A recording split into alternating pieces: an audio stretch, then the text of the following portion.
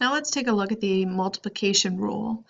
So if A and B are events, then the multiplication rule is the probability of A and B equals the probability of A times the probability of B given A, or you can use the probability of A and B equals the probability of B times the probability of A given B.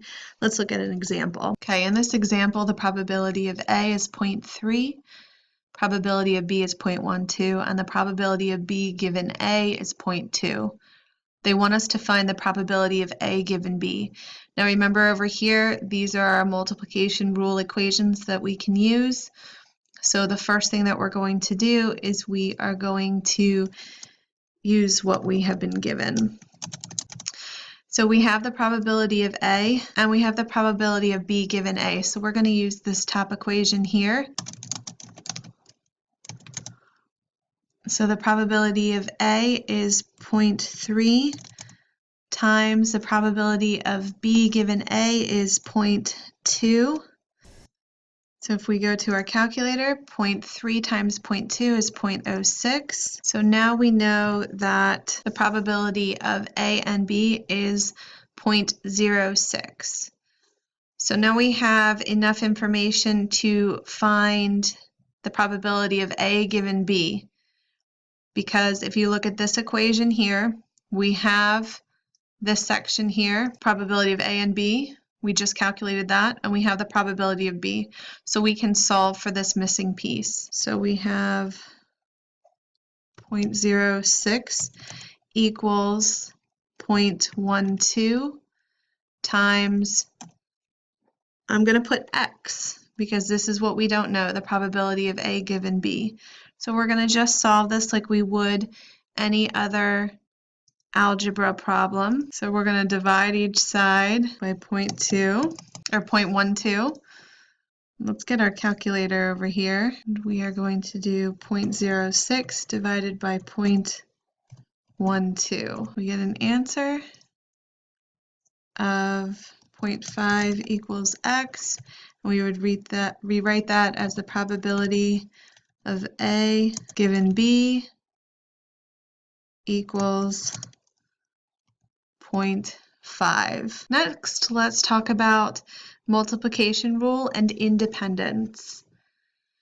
So if A and B are independent, then the probability of A given B equals the probability of A. And the probability of B given A equals the probability of B. So this means that A doesn't depend on B, B doesn't depend on A. And then the multiplication rule becomes this. The probability of A and B is simply multiplying the probability of A times the probability of B. So let's just look at an example here. Say we toss two fair coins.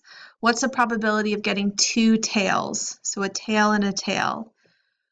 Since the toss of the second coin does not depend on the toss of the first coin because it's independent, they're independent, then all you have to do, the probability of two tails, is the probability of A, which is 1/2, 1 out of 2, times, again, 1/2, and you get 1/4. Let's look at an example.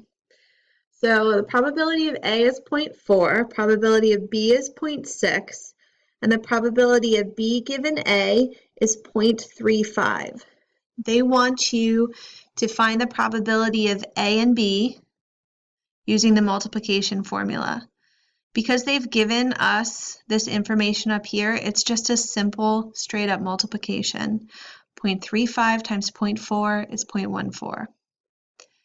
Now if they want to ask us to use the addition formula to find the probability of A or B, because we now have all this info, it's just plugging it in.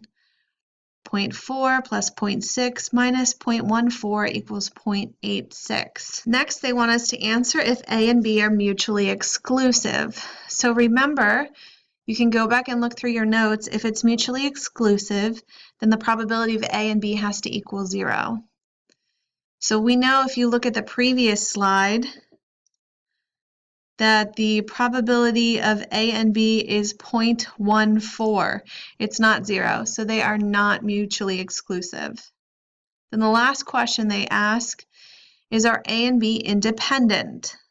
So to show that, we did this in a previous slide, we have to show, you can pick from one of those three equations in a previous slide, the probability of B given A equals the probability of B.